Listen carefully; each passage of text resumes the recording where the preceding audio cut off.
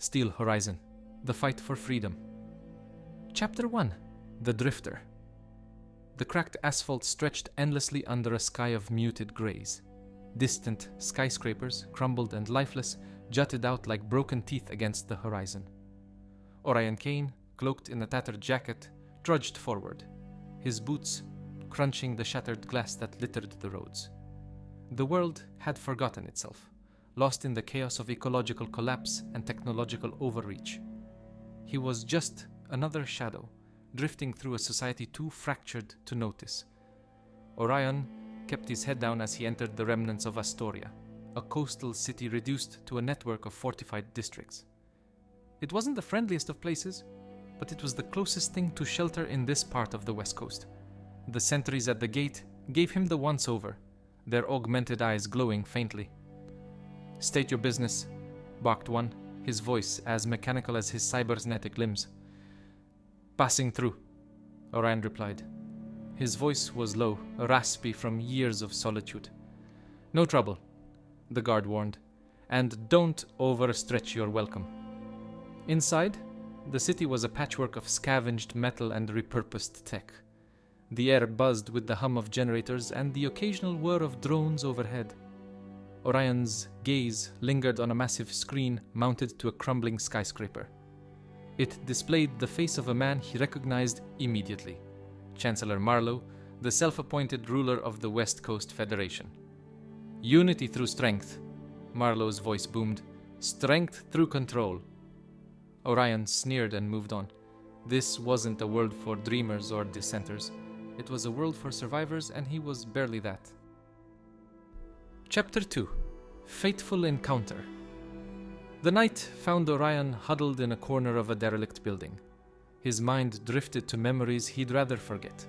The faces of comrades long gone, the fiery collapse of the resistance, and the secrets he'd carried since. He wasn't a hero, just a man running from ghosts. Every sound in the darkness made him tense, his hand gripping the hilt of a dull knife he kept at his side. He had learned long ago that danger didn't announce itself, but Astoria had other plans. The scream pierced the quiet, sharp and desperate. Orion's instincts kicked in before his better judgment could intervene. He followed the sound to an alley where a young woman struggled against two men, their faces obscured by masks. The dim light of a flickering street lamp cast jagged shadows over the scene. "Hey!" Orion's voice cut through the scene like a blade. The attackers turned, hesitation flickering in their movements. Orion stepped closer, his hand gripping a rusted pipe he'd grabbed from the ground. "Not worth it," one muttered before they fled into the shadows. The woman, barely more than a teenager, looked up at him with wide, frightened eyes. Her breath came in short, panicked gasps, and her hands trembled as she adjusted her torn coat. "Thank you," she whispered.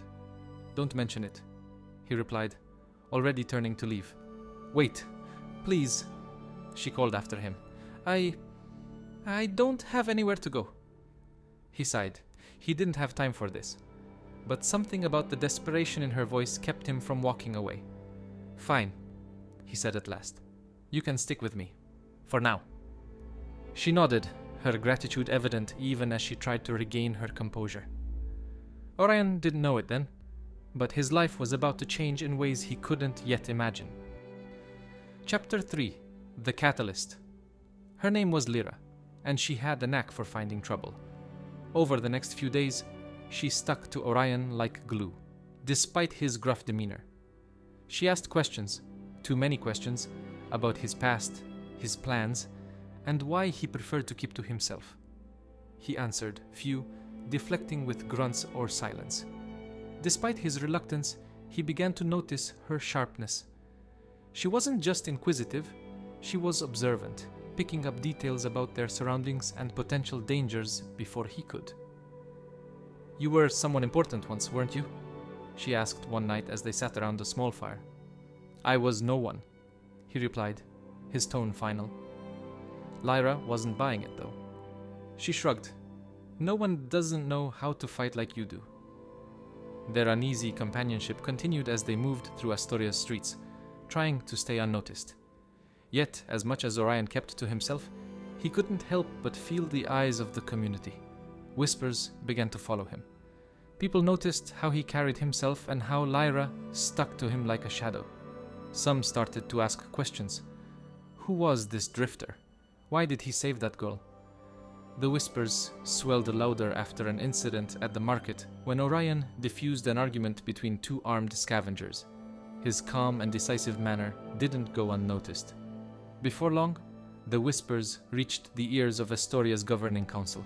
A group of enforcers approached him one morning, their weapons not so subtly displayed. Their armor gleamed under the pale sunlight, an intentional display of power. "You have an audience with the council," one said, his tone brooking no refusal. Orion's jaw tightened, but he followed. Resistance would only make things worse. Lyra trailed behind, her face a mixture of curiosity and fear. The weight of the city's judgment loomed large over both of them. Chapter 4. The Call to Action. The council chamber was a far cry from the opulence it might have once been. The leaders of Astoria sat around a metal table, their expressions a mix of suspicion and curiosity. The room smelled of oil and rust, a testament to the city's struggle to survive in a dying world. Flickering lights from outdated generators cast jagged shadows on the walls. "Orion Kane," the eldest of them began, his voice gravelly with age. "We've heard about your involvement with recent events." "Wasn't looking for trouble," Orion said, his voice neutral. "Perhaps not. But trouble has a way of finding people like you." The elder leaned forward, his weathered face lined with the distrust. "We don't trust drifters, especially ones who seem to attract attention as you do." They questioned him for hours, probing his past, his skills, and his intentions. Orion kept his answers vague, his mind racing with possible outcomes. Would they exile him? Detain him? The council's unease was palpable, and he could feel their suspicion tightening around him like a noose. At one point, Lyra spoke up. "He's not here to hurt anyone. He saved me. He didn't have to, but he did." Her voice, though steady, trembled slightly. The council members exchanged glances. They didn't respond to her directly, but Orion noticed a flicker of doubt in their eyes. Lyra's testimony had softened their hostility, if only slightly. When they finally dismissed him, Orion's gut told him his days in Astoria were numbered. He turned to Lyra as they left the chamber, his voice low. "You shouldn't have defended me. It'll only draw more attention." She shrugged. "You did the right thing. I'm just returning the favor." But deep down, he knew she didn't understand the gravity of the situation. Staying in Astoria was a mistake, but leaving might be worse. The storm was building, and he could feel its weight pressing down on him. Chapter 5. The Betrayal. It happened 2 nights later. Orion woke to the sound of heavy boots and shouted orders. His instincts kicked in immediately, and he was on his feet in seconds. The door to their shelter was flung open, and enforcers stormed inside. They seized Orion and Lyra, dragging them into the cold night air. "What is this?" Orion demanded, his voice cutting through the chaos. "Traitor!" someone shouted from the crowd that had gathered outside. Their faces blurred together in the dim light, a sea of anger and fear. The council accused him of conspiring against Astoria, of being a spy for Chancellor Marlowe. It was a lie, of course, but it didn't matter. The seeds of distrust had been sown, and now they bore bitter fruit. The people who had whispered about him, who had looked at him with a mixture of awe and suspicion, now turned their backs. Even Lyra's face was stricken with disbelief, though she said nothing as they dragged him away. The betrayal stung more than he expected. He had warned himself not to trust these people, but a small part of him had hoped for acceptance. They threw him into a makeshift prison, its walls damp and cold. He could hear the muffled murmurs of guards outside and the distant sounds of Astoria's restless nights. Alone in the cell, his thoughts spiraled. Lyra was gone, her fate unknown. Had she been hurt? Imprisoned? Worse? Chapter 6. The revelation days turned into weeks. Orion's isolation was broken only by the occasional visit from a guard. But one day, he had a new visitor, a man whose face was hidden beneath a hood. "You don't belong here," the stranger said, his voice calm but firm. "Tell me something I don't know," Orion replied, his tone laced with bitterness. The man chuckled. "You're more important than you realize, and they fear that." Orion's patience wore thin. "Who are you?" "A friend, and someone who knows the truth about what happened to the Resistance." The stranger's words hit Orion like a hammer. He'd spent years trying to forget, and now the past was clawing its way back. The man revealed pieces of a puzzle Orion had long abandoned: the betrayal that led to the Resistance's downfall, and Marlowe's obsession with silencing him. "You were betrayed, Orion, by someone close, and Marlowe is still hunting you because you know too much." The hooded man handed Orion a small device, its surface scratched and worn but still functional. "You'll need this," he said cryptically, before turning to leave.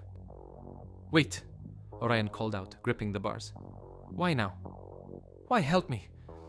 The stranger paused but didn't turn. "Because it's not just about you anymore. There's more at stake than your survival." Orion watched as the figure disappeared into the shadows, his mind spinning with questions. The device in his hand felt impossibly heavy as he turned it over, examining its faintly glowing interface.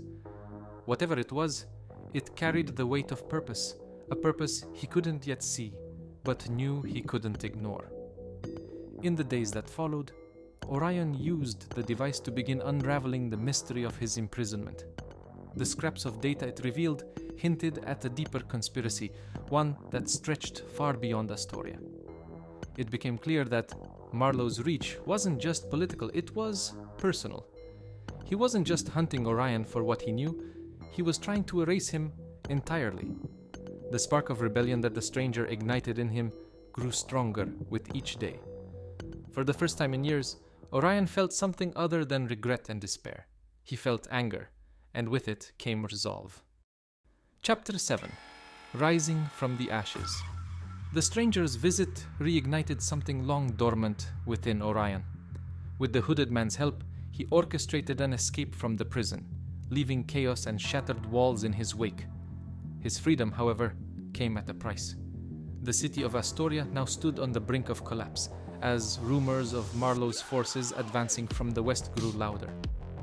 Orion chose not to flee. Instead, he stayed, vowing to defend the city and Lyra from the destruction that loomed. He knew he couldn't save everyone, but he had learned from his mistakes. He wouldn't abandon those who believed in him, even as doubt gnawed at his own resolve. The truth about his past spread quickly. People whispered his name with a mixture of awe and suspicion. As the word of his survival reached beyond Astoria's walls, small groups of former resistance fighters emerged from hiding, drawn by the hope Orion represented. It was Lyra who became the glue, bridging the gap between Orion and the wary citizens. She reminded them that their survival depended on unity. Astoria transformed overnight. Makeshift barricades sprung up at every major street. The citizens, many of whom had doubted Orion, now looked to him for leadership. He taught them what he could, guiding them through the strategies that had once made the resistance formidable. His mind raced to prepare for Marlowe's inevitable strike. He doubted they could win outright, but perhaps survival was a victory in itself. Through it all, the hooded stranger remained at Orion's side, offering advice and helping to coordinate the defenses.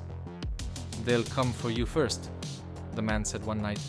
"Marlowe knows your value to them." Orion nodded grimly. He had no illusions about what lay ahead, but for the first time in years, he felt a sense of purpose. Chapter 8: Breaking the Siege. The attack came at dawn. The horizon blazed with the fiery engines of Marlowe's mechanized army. Drones filled the sky like a swarm of locusts, their metallic wings casting ominous shadows over Astoria. On the ground, armored vehicles rumbled toward the city, their turrets swiveling as they unleashed torrents of plasma fire.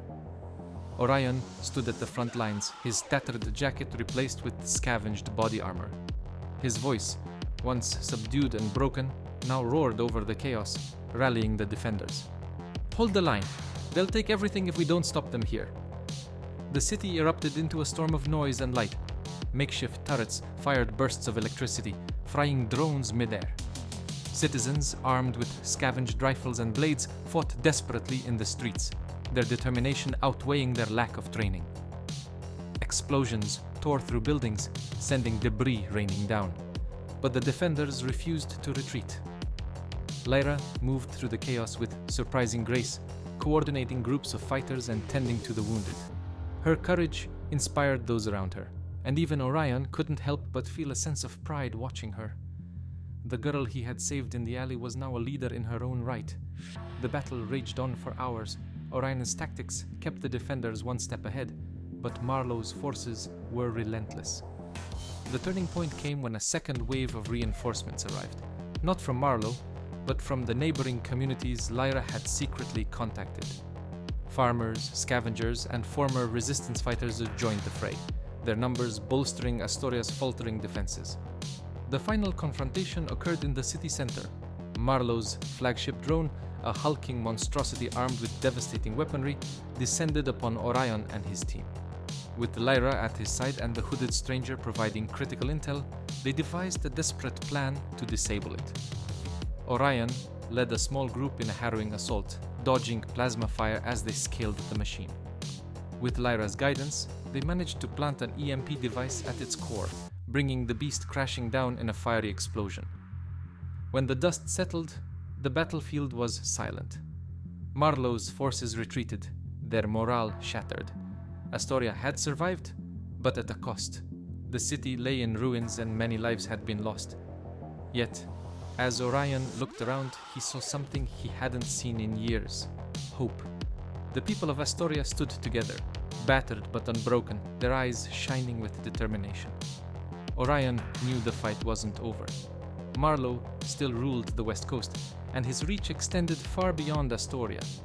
But for now, they had won a small but significant victory, and for the first time in years, Orion allowed himself to believe that a better future was possible. If you've enjoyed this story and would like to hear some more, do let us know in the comments below. And also, don't forget to like and subscribe. It helps us a lot. Thanks.